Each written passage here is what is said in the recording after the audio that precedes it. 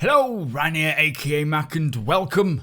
In this video, I want to talk to you about the bounty hunting role and what we will get in terms of mechanics for those wanting to pursue it as a career path. As always, a huge thank you to all my patrons. It is thanks to these guys that I get to make videos like this. So if you do enjoy my content and would like to support me even further, from as little as $1 a month, follow the link in the description below. So I decided to re-listen to Tony Zurevek's By Design panel from last year's CitizenCon. I will link that below if you want to listen for yourself. I highly recommend it. It might even contain things that you had forgotten, because I had heard it before. But he spoke a lot about a whole range of subjects for the future coming to Star Citizen. One in particular that stood out to me is talking about bounty hunting and what we will get going forwards. Now, the reason I bring this up now is because I suspect sooner rather than later we may see some bounty hunting additions.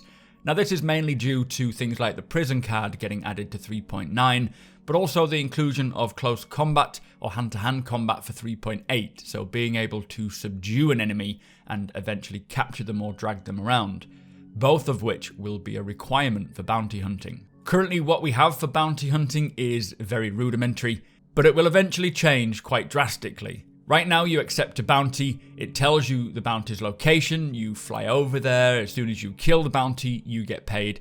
It's very simple and somewhat dull. Now let me just explain how Tony Zurevek and CIG want to expand this bounty hunting gameplay and why it's going to be exciting pursuing that as a role.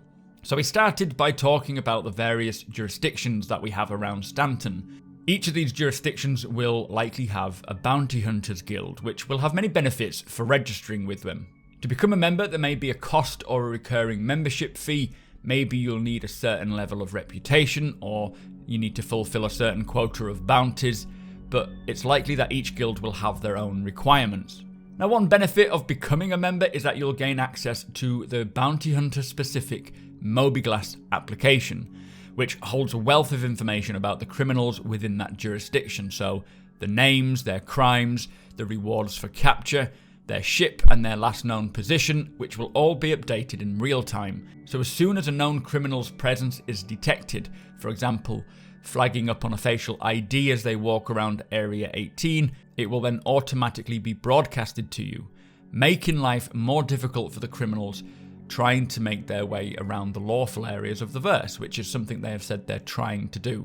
This new system will also mean that you will no longer need to accept individual bounties. You'll automatically get updated about the criminals within that jurisdiction, and using that information, you have to decide whether to pursue or not.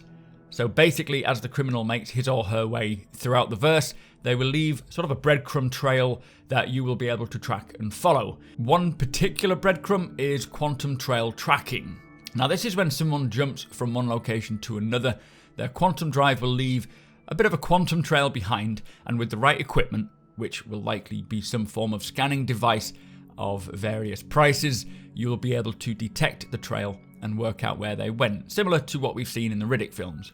Now, obviously, the quality of the tracking equipment and the size of the ship will dictate how long this trail will be detectable, but if you get a sniff of it, then you can follow it.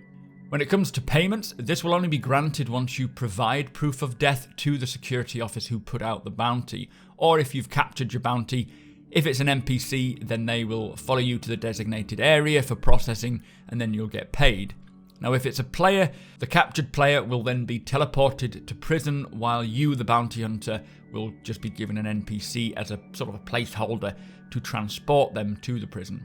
Personally, I would like to have the option to remain in the holding cell if I'm caught. One reason is that I'm more likely going to get rescued while in a small ship held captive by a single bounty hunter, rather than trying to break out of an official prison. But also for purely just immersion reasons, I think that there should be maybe a timer of approximately 5 to 10 minutes where you have to remain in the hold before you get the option to skip and fade arriving at the prison. This will kind of stop the bounty hunter trolling you, so if he does, you can just skip.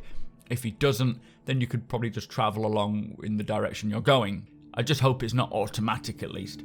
Now, bounty hunting isn't just for in space. Players and NPC bounty hunters will be wandering around planetary locations like cities, not necessarily looking for bounties, maybe just doing some general shopping or whatever, But if you have a bounty on your head and you'd start noticing people in the streets coming up to you, focusing on you longer than normal, then it could be a good sign that they're running your ID. And if you ping up as a fugitive, then they will have the rights to engage you.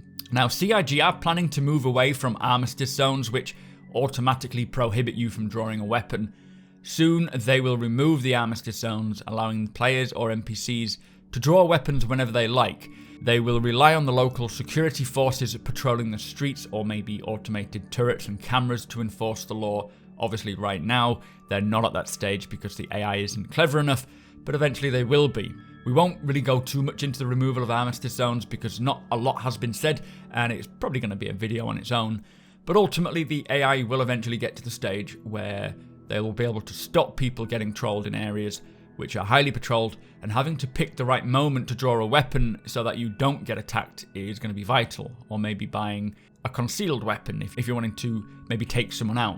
But the point is that as a bounty hunter, if you scan someone and then you recognize them in your bounty hunter files on your Mobiglass and they ping up as a criminal, then you are lawfully allowed to engage and try and apprehend or eliminate the bounty without the law coming after you.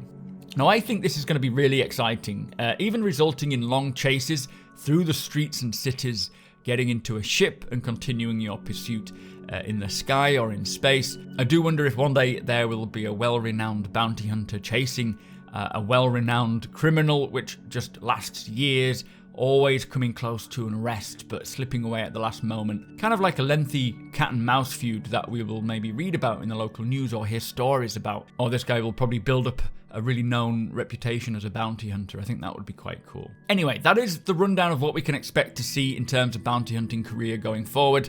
I would also expect an array of various weapons and equipment, from non-lethal weapons to traps and snares, even a whole host of different outfits to wear.